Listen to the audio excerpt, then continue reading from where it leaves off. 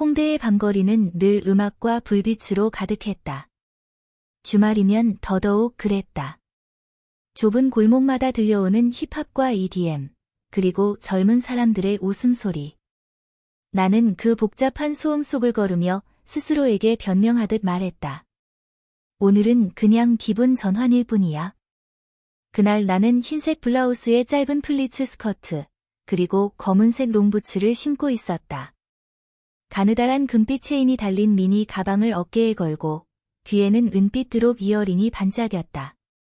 친구들이 몇 번이나 이런 데 오자 했을 때마다 거절했지만 이상하게도 오늘은 발길이 이곳까지 이끌렸다. 클럽 입구 앞에 기대어 있는 한 남자를 보자 심장이 멎는 듯했다. 검은 티셔츠에 청바지, 스냅백을 뒤로 눌러 쓴 모습.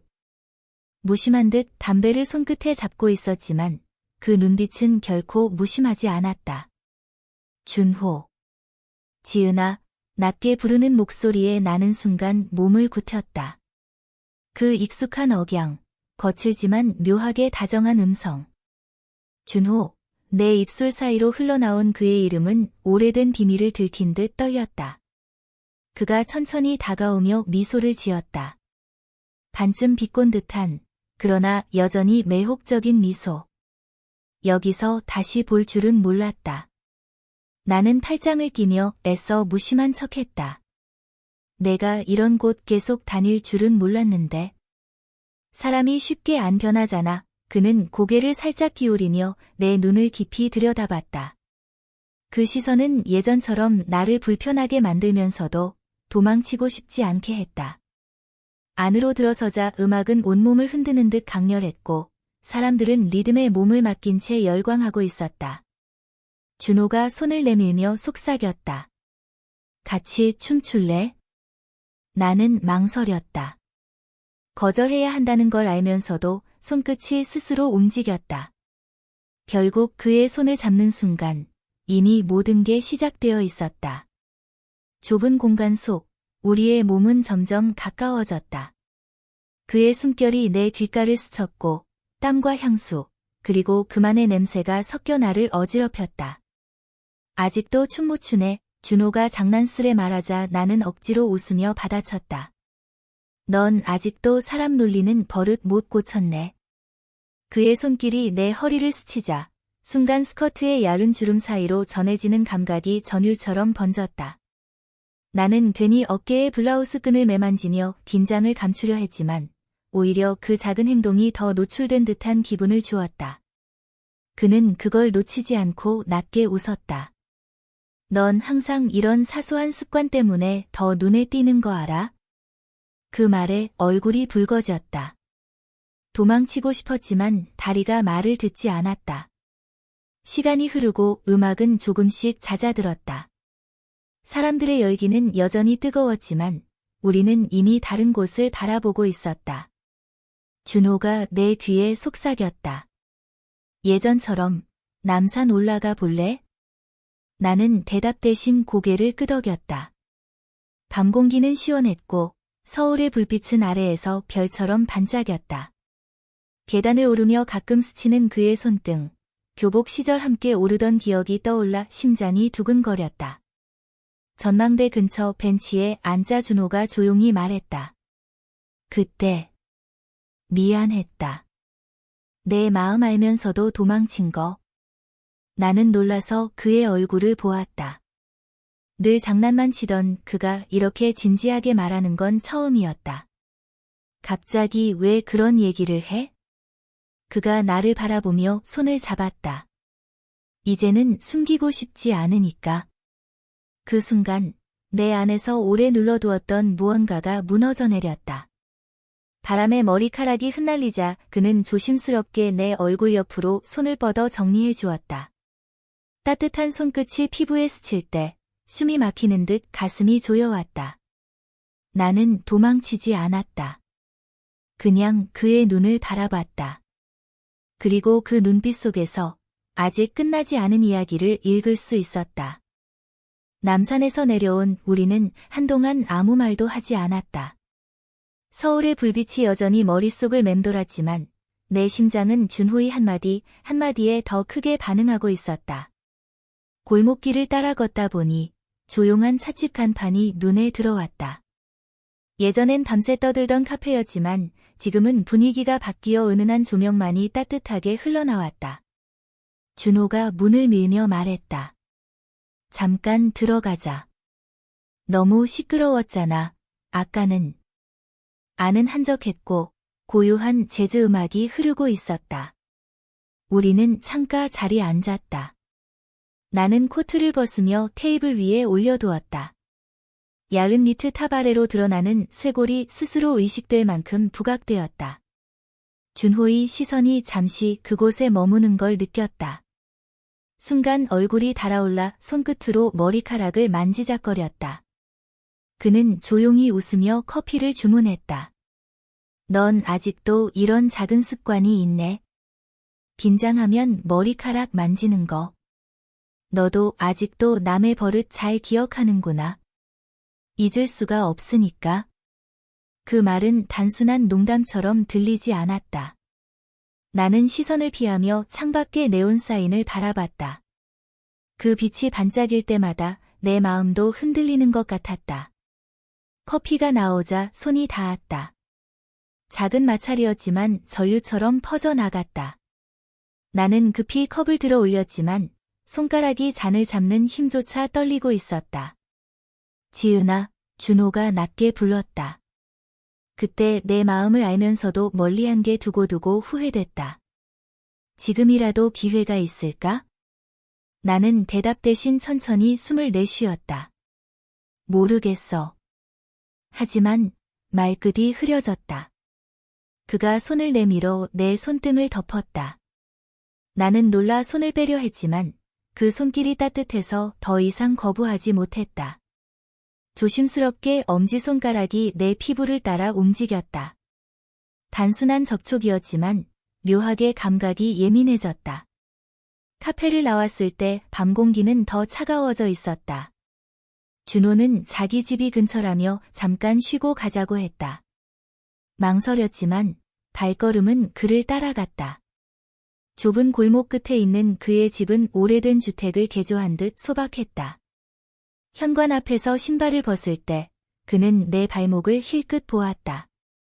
까만 스타킹 위에 은색 버클이 달린 하이힐이 은근히 반짝였다. 넌 항상 이런 디테일에 신경 쓰더라. 그 말이 부끄러워 나는 얼른 구두를 벗고 슬리퍼를 신었다. 하지만 속으로는 알 수 없는 두근거림이 번졌다. 거실에 들어서자 은은한 조명이 켜져 있었고 창가에는 작은 화분들이 놓여 있었다. 준호는 물 한 잔을 건네며 조용히 물었다.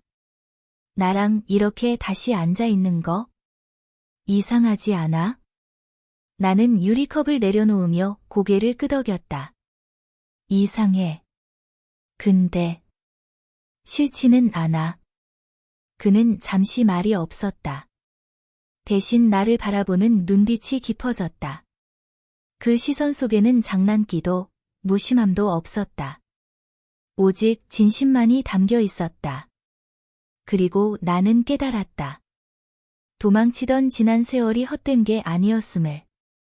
어쩌면 지금 이 순간을 기다리기 위해서였을지도 모른다는 것을. 준호의 집거실은 따뜻했지만 그 안의 공기는 묘하게 무거웠다. 작은 조명 아래서 그의 그림자가 벽에 드리워졌고 나는 소파 끝에 앉아 두 손을 무릎 위에 모았다. 심장이 빠르게 뛰어 손끝까지 떨리는 게 느껴졌다. 그는 부엌에서 차를 꺼내다 말고 내 쪽을 바라봤다. 편하게 있어. 왜 이렇게 긴장해?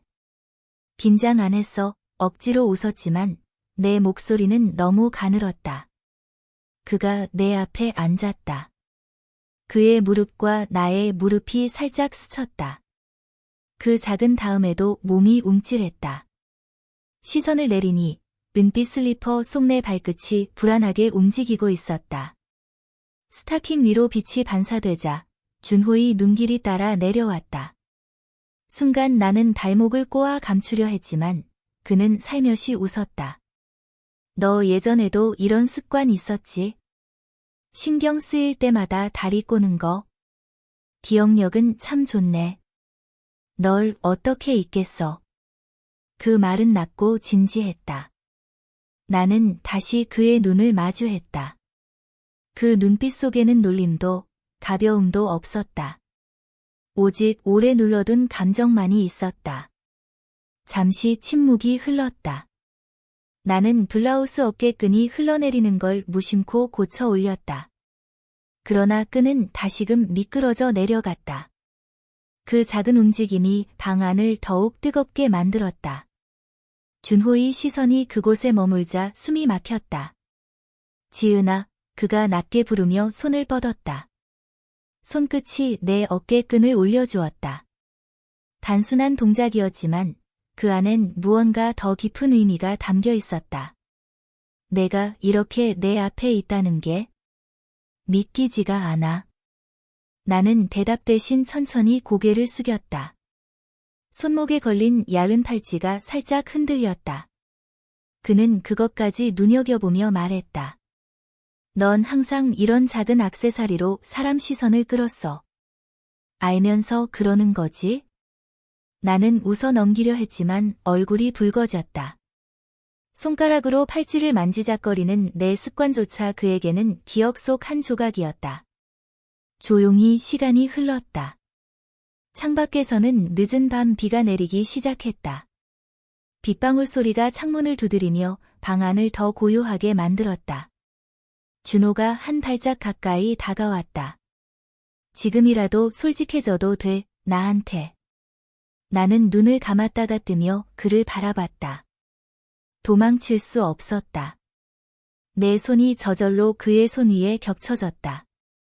따뜻함이 번지자 모든 망설임이 무너졌다. 우리는 말없이 서로를 바라보다가 천천히 더 가까워졌다. 숨결이 섞이고 긴장된 정적 속에서 눈빛만이 대화를 이어갔다. 그러나 마지막 순간 나는 고개를 돌려 그의 어깨에 얼굴을 묻었다. 조금만 이렇게 있어줘. 그는 아무 말도 하지 않았다. 그저 내 등을 감싸 안고 나의 떨림을 고스란히 받아주었다.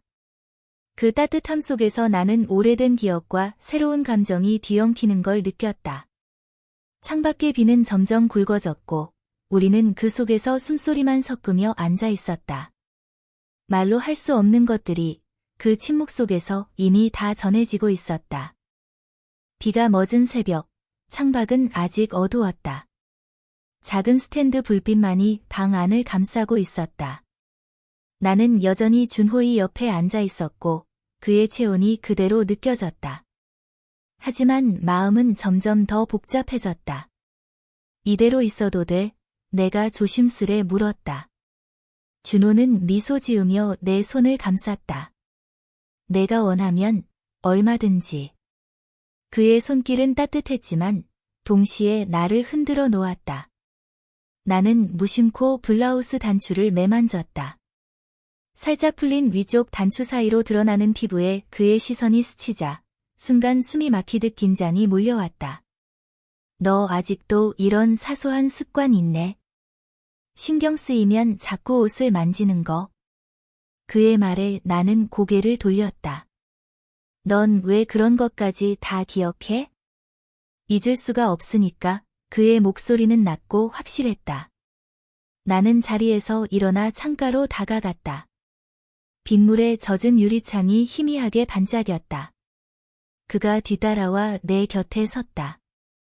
순간 그의 손이 내 허리 위에 살짝 얹혀졌다. 억지로 밀어내고 싶었지만 몸은 정반대로 반응했다. 도망치고 싶으면 지금 말해. 하지만 그는 한숨처럼 이어 말했다. 난 더 이상 내가 멀어지는 걸 보고 싶지 않아. 그의 진심이 전해졌을 때 나는 몸을 돌려 그를 마주봤다. 눈빛이 부딪히자 더 이상 피할 수 없었다. 그의 얼굴이 가까워졌다. 하지만 입술이 닿기 직전 나는 손바닥으로 그의 가슴을 막았다. 준호, 우리 너무 빨라. 그는 잠시 멈췄다가 고개를 끄덕였다. 알아. 그래서 기다릴 거야? 나는 안도의 숨을 내쉬며 그를 바라봤다. 그 순간 내 스타킹 위에 스치는 그의 시선이 느껴졌다. 나는 부끄러워 다리를 꼬며 소파에 다시 앉았다. 그 작은 행동조차 방 안의 공기를 더 뜨겁게 만들었다. 그가 장난스럽게 웃으며 말했다. 넌 예전부터 다리 꼬는 거 나를 미치게 하는 줄 알았어? 뭐, 나는 당황해 눈을 크게 떴다. 그냥. 넌 항상 모르는 척했잖아. 나는 말을 잇지 못했다. 그저 허벅지 위로 흘러내린 스커트 주름을 정리하며 시선을 피했다. 그런데 그 순간 그가 조용히 내 손을 잡아 내 움직임을 멈추게 했다. 그만해도 돼. 있는 그대로 괜찮아. 방 안은 다시 고요해졌다. 그의 말이 울려 퍼지며 내 가슴 속 벽 하나가 무너져 내리는 것 같았다. 나는 그의 옆에 기대어 앉았다. 그의 심장이 뛰는 소리가 가까이서 들렸다. 새벽의 정적 속에서 우리는 아무 말도 하지 않았다. 하지만 침묵 속에도 수많은 감정이 흘렀다. 설렘, 두려움, 그리고 아직 끝나지 않은 이야기. 날이 밝아오고 있었다. 창문 틈새로 희미한 빛이 스며들며 방 안을 은은하게 물들였다. 나는 여전히 준호의 옆에 앉아 있었지만 마음은 복잡하게 흔들렸다. 밤새 아무 일도 일어나지 않았지만 그 침묵 속에서 수많은 감정이 교차했다. 준호는 커튼을 젖히며 창밖을 바라봤다. 빗방울이 여전히 난간에 매달려 반짝였다. 그는 천천히 고개를 돌려내게 미소를 지었다. 이제는 숨기지 말자. 나도, 너도. 그 말에 심장이 덜컥 내려앉았다. 나는 억지로 시선을 피하며 손가락으로 블라우스 끈을 다시 고쳐 잡았다. 하지만 그 작은 동작조차 나를 배신하듯 드러나 있었다. 준호의 눈길이 끈을 따라 움직이자 나는 얼굴을 붉히며 손을 움켜쥐었다. 내가 이렇게 신경 쓰는 게 오히려 더 솔직해 보여. 그는 다가와 내 손등을 덮었다. 준호. 난 아직 정리가 안 됐어. 내가 다시 내 앞에 나타난 게 솔직히 무섭기도 하고. 그는 내 눈을 똑바로 바라보았다. 무서워도 괜찮아. 그냥 도망치지만 말아줘. 그 순간 문득 핸드폰이 울렸다. 화면에는 별표 민재, 별표라는 이름이 떴다. 나는 반사적으로 핸드폰을 집어들었지만 곧 멈칫했다. 준호의 눈빛이 그 화면에 스쳤다. 민재. 아직도 연락하는구나. 그의 목소리가 낮아졌다. 나는 대답하지 못했다. 사실 민재는 직장 동료일 뿐이었지만 준호의 시선은 그 이상을 의심하고 있었다. 지은아, 그는 숨을 고르며 말을 이었다.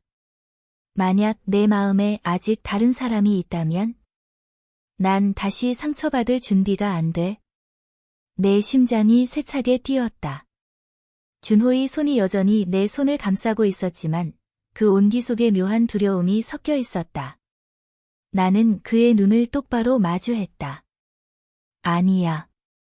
지금 내 마음을 가장 흔드는 사람은 너야. 순간 그의 표정이 조금 풀렸다. 하지만 동시에 무거운 긴장감이 방 안을 감쌌다. 마치 이 고백이 우리를 더 깊은 수렁으로 끌어들이는 것 같았다. 그가 내 어깨에 손을 얹으며 조용히 속삭였다. 그럼 이제 우리한테 남은 건 단 하나야.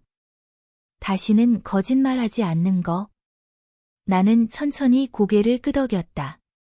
하지만 마음속 어딘가에 알 수 없는 불안이 남아 있었다. 민재의 부재중 전화가 화면에 다시 떠올랐고 그 순간 모든 게 흔들리는 듯했다. 나는 고개를 숙이며 속으로 다짐했다. 만약 다시 시작한다면 이번엔 진짜로 끝까지 가야 해. 하지만 과연 그럴 수 있을까? 밖에서는 아침 햇살이 더 밝아지고 있었다. 그러나 내 마음은 여전히 어두운 미로 속을 걷고 있었다. 준호와 나, 그리고 예기치 않게 끼어든 민재의 이름. 이 이야기는 아직 끝나지 않은 듯했다.